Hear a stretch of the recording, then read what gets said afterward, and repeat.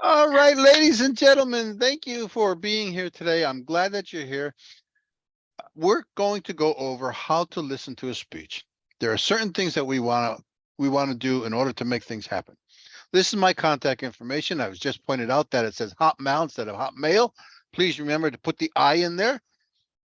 That way you know how to get a hold of me if you have any questions after the presentation.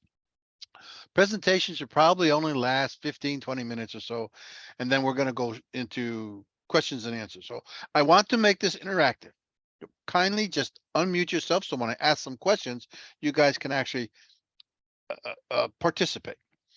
So my first question I want to ask, since we're here, we're talking about listening to a speech. Who can tell me what is listening? Concentration. Concentration, okay. Paying attention. Paying attention. Observation. What was that? Observation. Observation, okay. So listening. Trying to understand what the speaker is presenting. Yeah, Correct. it's an active process, so it's different than hearing. Where hearing you can hear without. That is paying correct. attention. There's a big difference than hearing.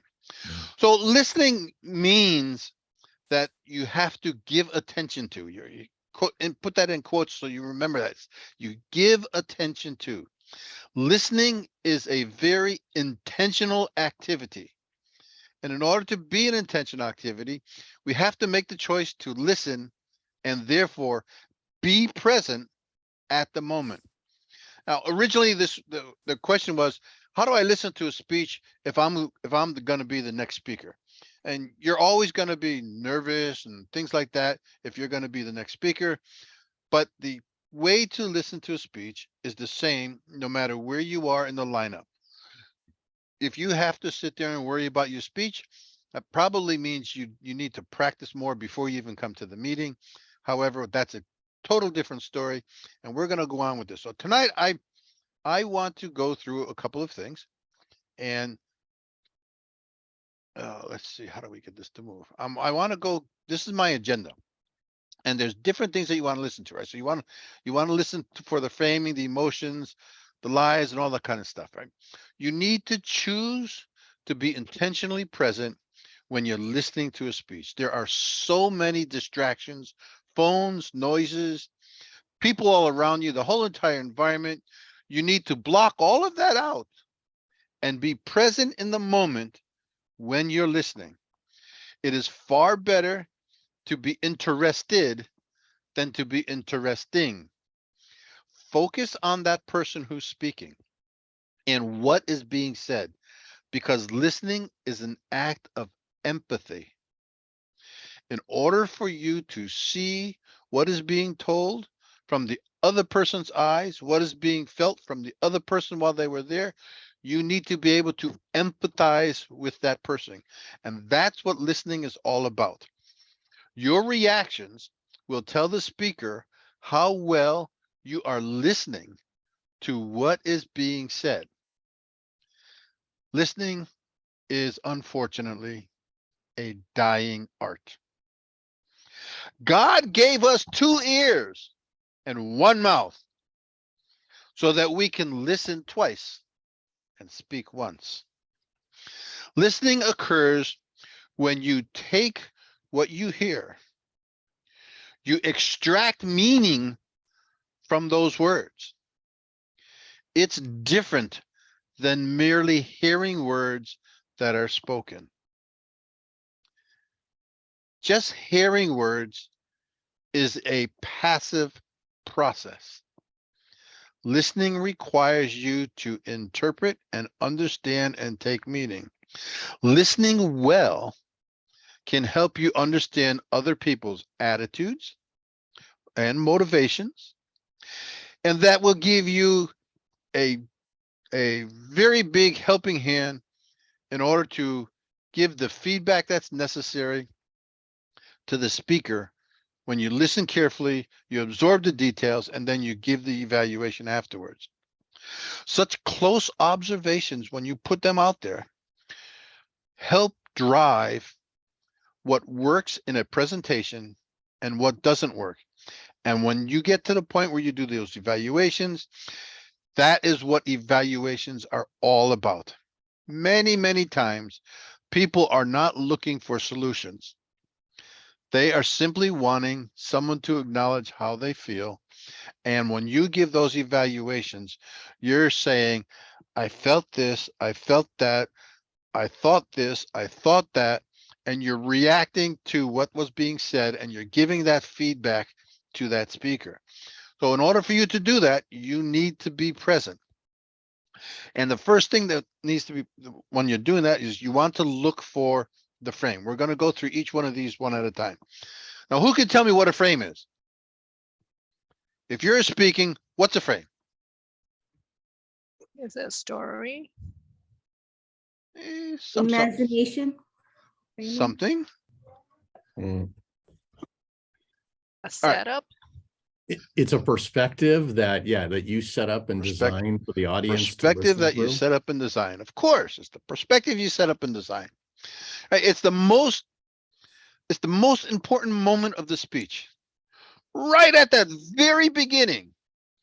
When you're going to sit, you're going to stand up, you're going to give that speech, and you have those opening lines. Now, in Toastmasters, we hear it time and time again, right? Open up with a question, open up with a zinger to get that audience's attention. The very beginning is the time when the speaker should tell us what that speech is about. We get this lesson all the time in Toastmasters. You hear about the hook. You hear it about bringing the audience in, sucking them in. Use it by an opening question or some compelling statement or something like that. And the whole idea is to get the audience interested in your speech even before you give your speech. But when you're there, you want to sit there and hear that frame. You want to understand what that frame is. As a member of the audience, you listen for that frame at the beginning of the speech, because that frame will guide the entire rest of the conversation that you are listening to. It will tell you what you're looking for and how it's supposed to happen, and that will set you up, and in your head, you'll have all these different things that you're expecting to happen because of that frame. The next thing you want to listen for is emotion. Now, ask yourself, what emotions are there? I mean, besides the natural stage fright and all that kind of stuff that you see at the beginning, right? And we tell people, oh, take a deep breath, don't worry. Let's put all those type of things aside. What emotions are you looking for from that speaker? What is the speaker trying to convey in terms of emotion? Now, most speakers find their emotions sort of attenuated by the difficulty of emoting on command, right? Unless you're a real good actor and you can get up there and you can cry on command or laugh on command. Most people can't do that. And so it's kind of difficult, and it requires that you, as the audience, somehow you have to interpret those emotions if the speaker isn't able to portray them. Knowing the emotions at play in a speech will give you, how do I want to put this? It'll give you a roadmap for the important landmarks that will happen on the journey from the speaker, right? There's certain different points that the speaker is going to hit, and there's certain things that are going on, and the emotions will tell you where they are during that journey.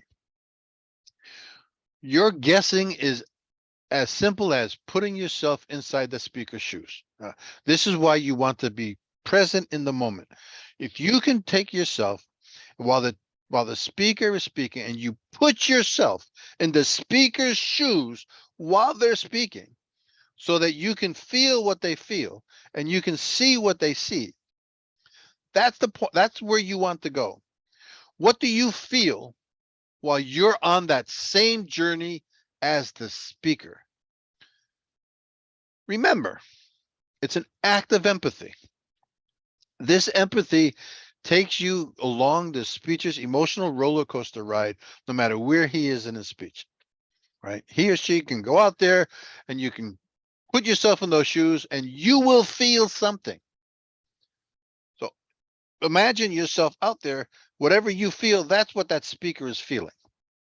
So listen for those emotions, because that's what you would be feeling like. Next, we all know that we don't ever want to let the facts impede upon a good story. And you're going to have to watch for all those false notes. Now, of course, I'd much prefer for a speaker to succeed beautifully in every single speech that they give. Everybody wants this.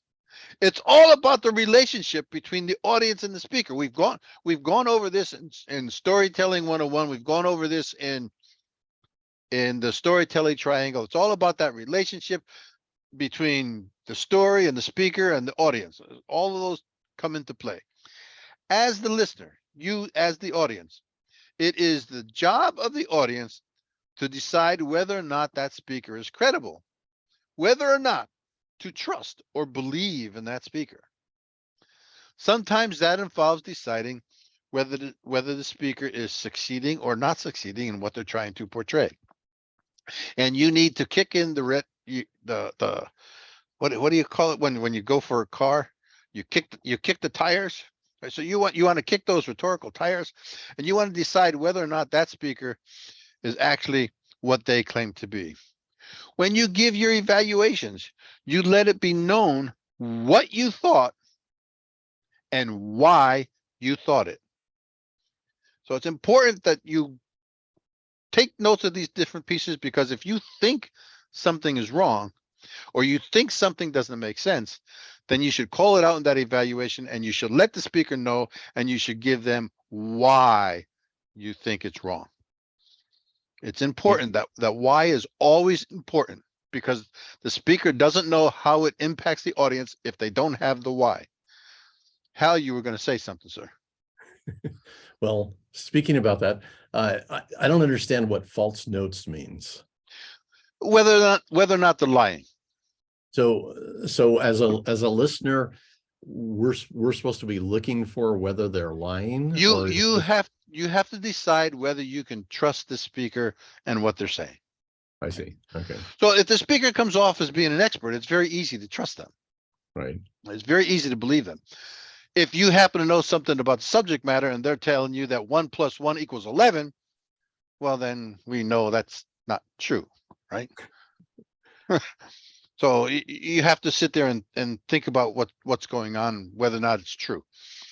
Now, there may be times where you want to embellish something, and that embellishment, I mean, it works, right? We do it for tall tales all the time.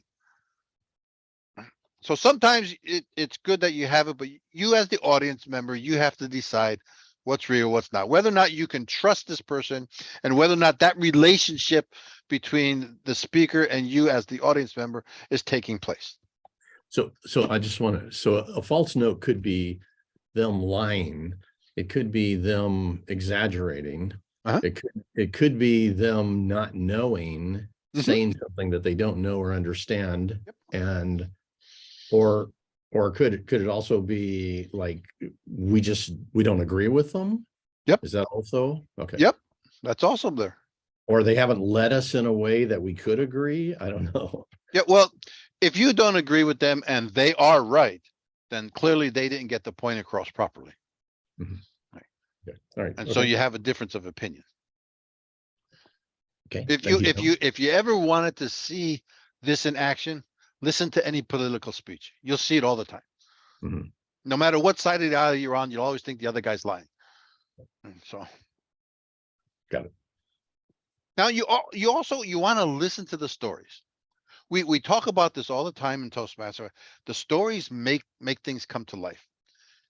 It's the easiest way to relate to other people, because it's what goes on in your life as compared to what goes on in their lives. Good stories are at the heart of every single great speech.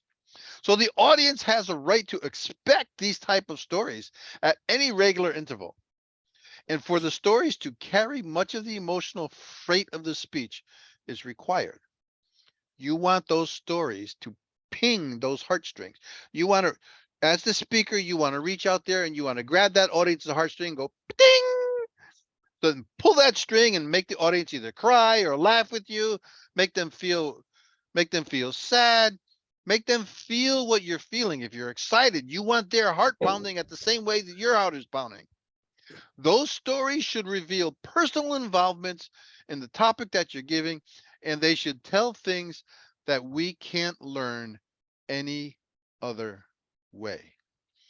And that's what makes a good, compelling story. So as the audience, as a listener, you want to beware that the speaker who tells the stories, if they're using cliches, and that's all you're going to be hearing throughout the thing is cliches and something that you've heard many, many times before, well, you know what? It usually means that that speaker, he or she is letting someone else do the thinking. They're not doing the thinking for you. They're letting someone else do the thinking for them. And that's not usually a good thing to do when you're trying to give out personal stories, right? You want it's different if you were making a movie and you want someone to interpret it versus if you're giving a speech and you want to just tell everything. As the audience, it's not so much the content of the story, but how that speaker makes you feel. Is their story genuine? Is it true? Is it relatable?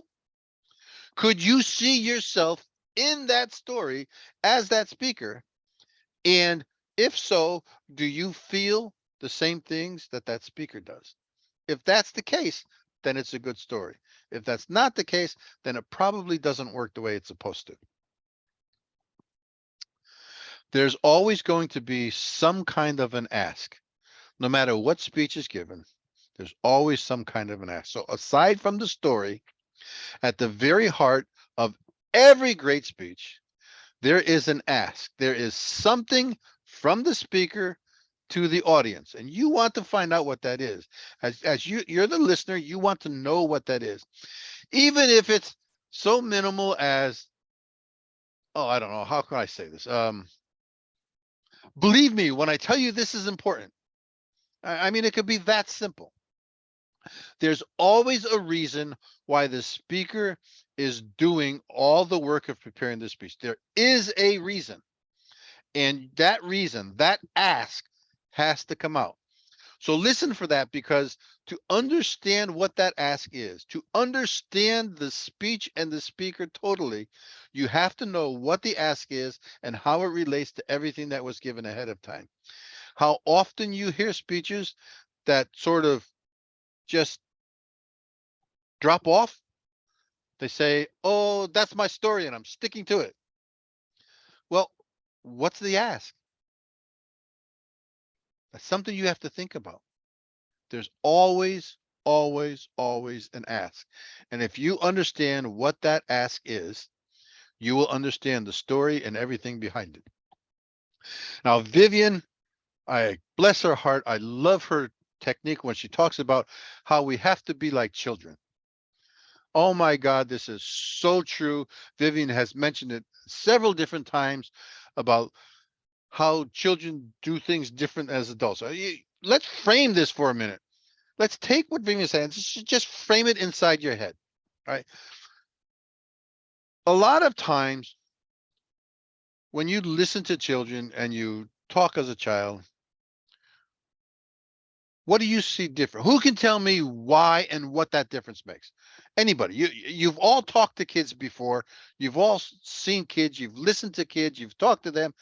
Who can tell me why this is also different from a child's point of view versus an adult's point of view? Jim, Yes, Vivian. I would like to say that the child sincerely wants to know. Mm-hmm.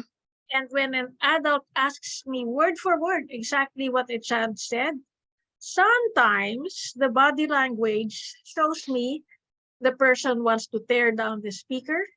The person is looking for an opening to lecture the audience about what he knows. you know what I'm trying to say, it goes down the yep. wrong road. I would rather listen to the question of a child because there is sincerity, there is heart. And really, the child wants to learn. Can Thank any, you. you all heard Vivian, and it's absolutely true what she just said. Can you tell me why? Can anybody tell me why that is so true? Motivation. Almost. Are you asking why they're sincere? Yeah. Why is it so different when a child is so sincere and so why is a child's eye and a child's perspective so different from an adult? Give full Because- attention. Attention, okay. Well, they're innocent. They don't have all the agendas that adults have. Okay. You I thought I just- saw yeah. Don's hand go up. Don, did you have something? I think, yeah, the comment's right on. They tend to be innocent. They're not necessarily questioning from the aspect of, is this really credible or true, or filtering it. I mean, they're very curious. Curious. They tend to look at it from that type of aspect, wow, what can I learn from this? This is kind of neat. Or as an adult in the same situation, say, I wonder if this is really on the up and up. Uh-huh. And I think that's kind of the difference between, children before Okay. they start developing that, kind of cynical look of the world that we tend to get when we're moving out of that early stage. Oh, okay. Vivian, I see your hand is raised. In my opinion, I would say there is no hidden agenda of ego in the child. That's true. There is not. So what we have here, believe it or not, what we have is children have the opposite listening ability to grown-ups. Totally and completely opposite. Kids listen to the whole entire experience. They have a hard time focusing. As a result, they notice all the good deal more of how adults see stuff and what is irrelevant and what is not irrelevant and what's important. Spending some time listening like a child is a great way to open up your listening, to refresh the way you see things and hear things, to avoid missing out on something that is very essential. Because for a child, they are absorbed in the story and they do not try to break things apart the way adults do. They listen for the whole entire experience. And if we do that, we will gain much more insight into the speaker's speech and what they're trying to portray. Now we've gone over all these different things. I really, speaking is a dying art. I'm sorry, listening is a dying art, and listening is, to me, is very underrated. Listening is hard work, and most people find themselves only half listening at best, because all the different things that are going around them, everything in the environment is competing for their attention. Everything, their inner voices, the noise, all the other distractions, all the daily things that they have to do, and all the things that, oh my God, what's going to come next? And the speaker who's, if you're listening to the speech now and you're going to become the next speaker, you're thinking more about your speech rather than the speaker that's in front of you. A little thought about what to listen for can help you get the most possible out of a speech, which will make the speech clearly more successful. So we go through all these different things here in order to help you get to that point. Listening will create a connection between the speaker and the listener. Listening will strengthen that relationship, that back and forth relationship, and the emotions and the rapport between the speaker, the audience, and the story. Your listening is a gift. The gift of listening during Toastmasters meeting is very necessary, for without it, effective feedback cannot be given. You need to listen and give that speaker your gift. The Toastmasters experience is designed to help members become better listeners. That the whole thing is wrapped up in this. You use the experience of being an evaluator to cultivate your listening skills. Evaluators must focus intently, organize their thoughts, and articulate their responses. There's an active listening project in just about every single path, right? There's level 3, there's an active listening in elective on all the different paths. I recommend that everyone take that active listening project and do it as often as and many times as you can. It will hone your listening skills. It'll bring everything to a higher level. And when you do that and you take those things and you put it to use while that speaker is speaking, you will become a much, much more effective evaluator. All righty then, I'm going to stop sharing my screen here and I'm going to open up for questions and answers. Oh, I spoke longer than I thought. All right. What do we have? Yes, Nadine. Oh, I was wondering, so when you say ask, is that the same thing as the point of the speech? Like, what's the point? The ask is there's something that the speaker wants to get known, right? Or get to you. So yes, it would be the point of the speech. Right? Is it usually something personal? Sometimes it's very obvious. The speaker will ask you to do something. Other times it's not so obvious. They'll just say, that's my story and I'm sticking to it. And they end it like Right. that. Back to you, Mr. Toastmaster or Madam Oh, yeah, Toastmaster, right? okay. So you have all different things, but when you get the speech where they don't explicitly ask you to do something, you have to figure out what that ask is. So you have to listen to that speech and understand what that ask is in order to put the whole thing back and forth. Now, when you're speaking, if you want to be a speaker, my suggestion is you write your speech backwards and you start at the bottom with what you want that audience to do, what you want them to gain, what you want them to hear, what you want them to feel. You put that at the very end, right? So you make that as part of your conclusion. And then you put all the supporting evidence that you have to support that one point. You put all that supporting evidence, and then you create your introduction. And in the introduction, you need to mirror the ending. That way, you start with the stuff at the top and say, this is what it's going to be about. Then you go through all of it, and then you say, this is what it is. Yeah, thank you. Question. Yes, sir, Reggie. So there are sales pitch presentations. If there's a sales pitch presentation, and when you are listening into that presentation, how do you interrupt? Because something they want to sell it, and if you listen like a child, then they're going to impose that into you. For example, when you are in a timeshare presentation, listening to a timeshare presentation, in this case, if you listen like a child, they're going to overpower and then going to sell that product to you. And we don't want that to happen. So how do you interrupt, or how do you say when to stop it? Well, you have certain things that you want to get done, right?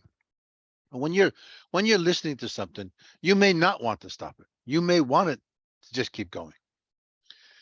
The whole point of a speech is to get somebody to do something. Now, if you are there at a timeshare and you're listening to a timeshare sales speech, in order for you to be there, you had to have wanted something. Otherwise, you would never have showed up to listen. Right? So it's the speaker's job to find out what your most dominant buying motive is and to sell it to you, because that's their job. Right? And you were there for that reason. Now, if you decide halfway through the presentation that you don't want to, well, there's nothing stopping you from getting up and walking out of the presentation. Right? But you have to decide that on your own. And if you think that If you think that the speaker is not credible and they're sitting there lying to you and you don't believe anything they say, that goes back to the first part that we were talking about. Listen for those false notes and take them in, right? And then at the end of the speech, you just make your decision and you go about your life. Thank you. That works in any sales thing, right? It doesn't matter if it's timeshare or if you're going out to buy a new car. If you walk onto that car lot, you've already had the idea that you were thinking, oh, I might buy a new car. It's already there. And it's that car salesman's job to sell you the car that you want to buy. Thank you for the explanation. Lalitha, I see your hand up. You Yes, decided to change your name, huh? You didn't like being Tanishka anymore? allowed to be, I don't mind. Because you know me. Okay, then my question is like, yes, when you're listening to any speech or anything, it depends upon the topic it is. If it is interesting to you, you connect, you focus on that. But this is some speeches, if you are not connected, still trying to focus, not to sleep. So how do we handle that? Stand up.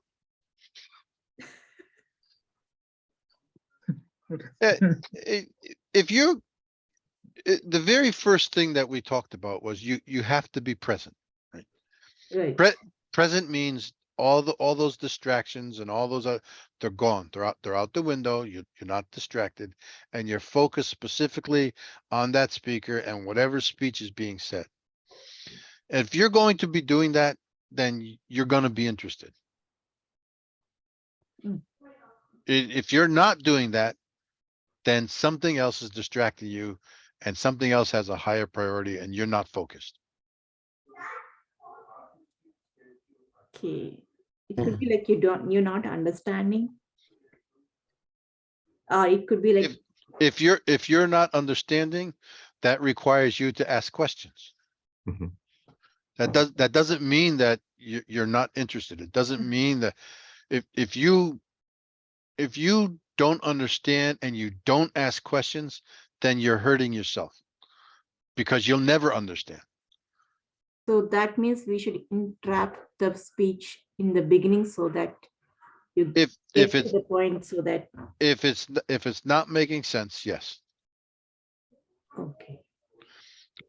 Hey, And Jim, yes, sir. just uh, since we're talking about evaluations and those kinds of things, right? It's like, Yes, sir. I think the one thing that, like what Reggie was asking, like this doesn't mean that you have to give up your perspective or your understanding or your beliefs or values, right? It's like you can listen to somebody's speech on multiple levels. You know, you could actually be listening to somebody. Like I was in a club here just recently where I did an evaluation where I 100% disagree with that person. I really truly do. And I don't want to say what it was and where we were and all that kind of stuff, but I totally disagree with what they were saying. But I wasn't evaluating whether or not they were right or not. What I was doing was evaluating their speech. And Correct. so I went through and it was like, I thought they used some brilliant ways of presenting. I thought they spoke really articulately and well. I thought they closed it really well. So I pointed out all of that. And then I also said, I think you would have had a stronger presentation if you would have started by saying this, right? So I gave them a couple of ideas for improvement. Yep. And I was out of there. Now, the fact that I listened well didn't mean they changed my mind in the slightest, right? It's just, Yeah. you know, so you don't, it just because you're listening well doesn't mean you have to decide to agree with them. You know, Well, you get that's to correct. decide what influences you and what doesn't. Of course, right? We all have the principles that we want to live by and Yeah. we live by them and we don't allow other people to influence those principles. So I agree with you. It's very easy to do. I see Vivian's hand is raised. Vivian? Yes, Jim. Just food for thought. Yes, ma'am. You all know that I have a live talk show, and occasionally there's three of us with three conflicting views. Now, we are trained to make sure that we don't confuse the audience by making them agree or disagree or have violent reactions to any one, two, or all three of us. That is a skill I would like to inspire Toastmasters to deliver, where we just deliver awareness, we plant a seed, and you wait for the seed to grow.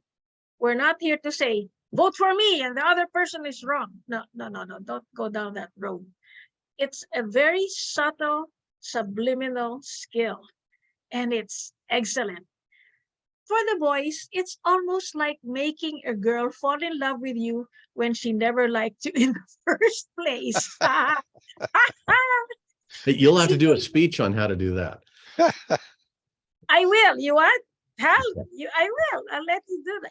Hey, remember, I grew up in a multicultural international school. I was the smallest, right? And the third world girl. But truly, oh my God, this is on recording. The captain of the football team, the captain of the basketball team, well, you know who got who. It is a skill.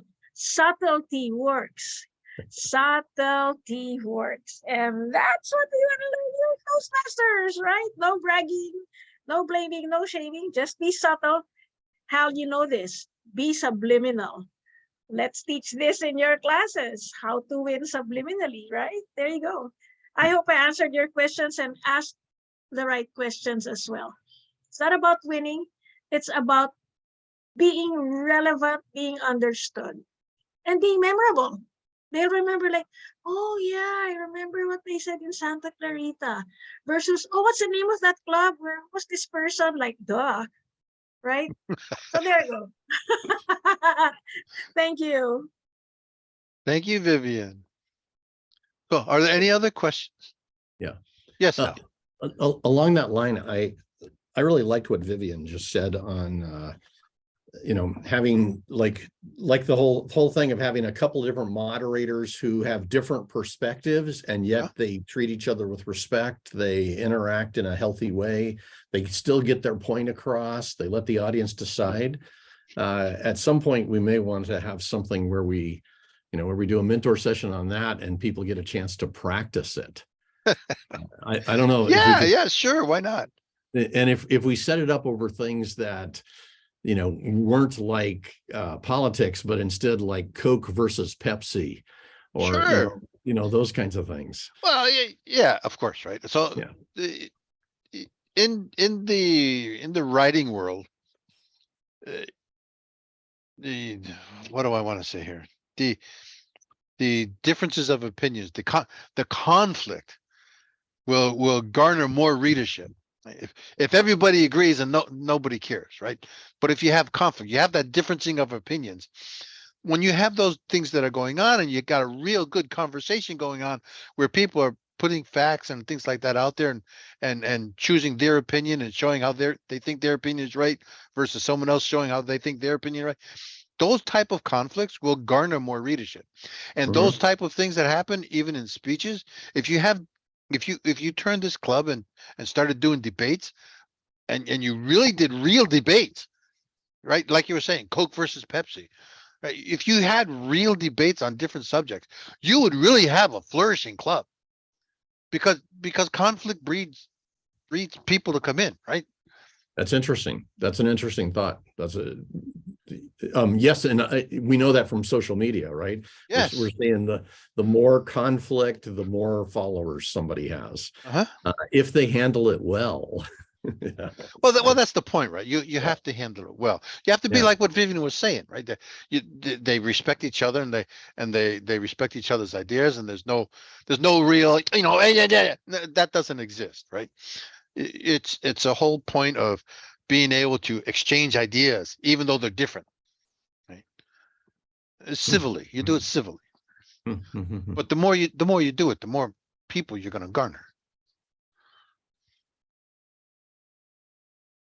Interesting idea. I think we should consider at least doing one session that way, one mentor session. you know, and do it like table topics or something, except it's two people doing table topics at the same time. Yeah, well, we can turn around and actually hold a real debate. I mean, there's debate formats that you can use where you get points across.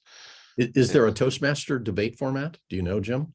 I would have to look that up and see. I don't think there's a debate format. I think most of the debates that I've witnessed were Lincoln Douglas type debates.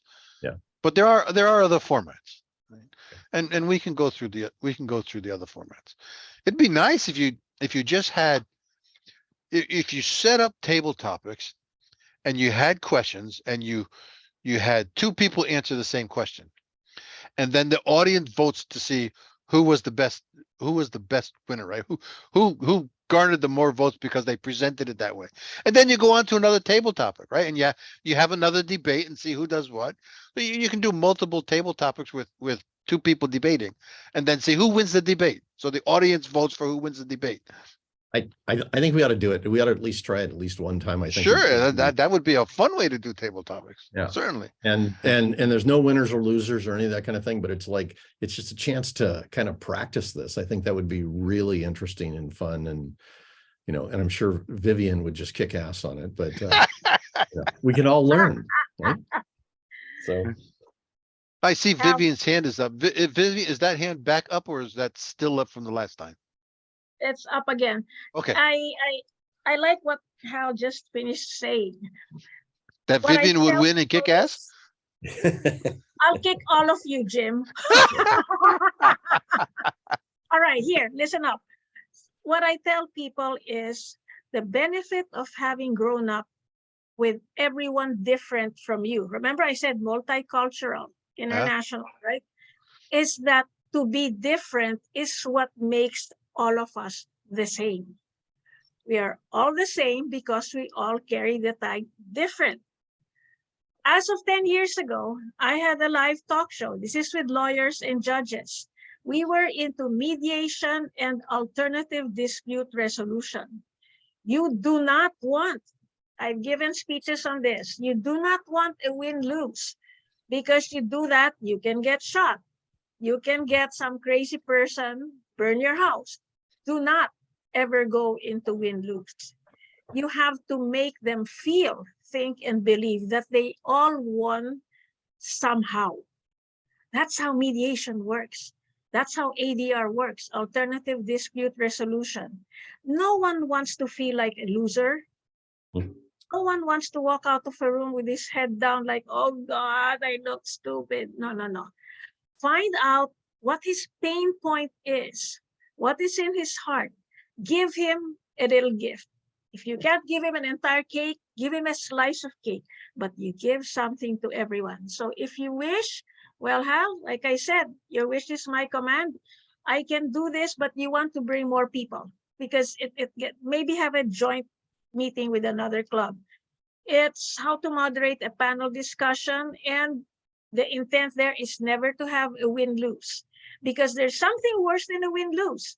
It's where it's lose-lose and everybody hates everybody. This has happened, you know that. This has happened where people feel that they got nothing out of it, they wasted their time, and then they hate the person who facilitated it because it's a failure when that happens. There is such a thing as lose-lose, and we've all been in relationships where nobody won. Yeah. If you wish for me to help, this is what I've been doing since 2009, and this is with people able to call live on the air from anywhere in the world. So there's no such thing as a prepared speech. I've had people scream at me, I don't agree with anything you said. These are callers from halfway around the world. Make sure your face doesn't change because you're going to be on video. Don't show angry faces. Don't do that. So remember, 55% of the message is your face. And when you're on TV, you learn that very quickly, how you know you're doing this, right? You're in script writing and all. Just think big screen. The face says it all. You don't even have to say anything. The face says it all, right? So I would love to serve you. Just let me know, and I can save that because I'm in a new pathway now. I can save that, moderate the panel discussion, but I would love to have more people because the more different they are from each other, the more lively. It's an 18 to 20 minute project, the more lively it gets. So different is the same. Bring a bunch of people, you know, who are the people in your neighborhood? There you go. Bring all the clowns and comedians. Thank you for listening. I hope I was able to serve you somehow. Awesome. Thank you, Vivian. All right. Are there any other questions? If not, I'm going to go ahead and stop recording and stop sharing or stop recording. So questions? Any more? None? All right. So Nope, let me. I'd just love to have, let's have Vivian do that. And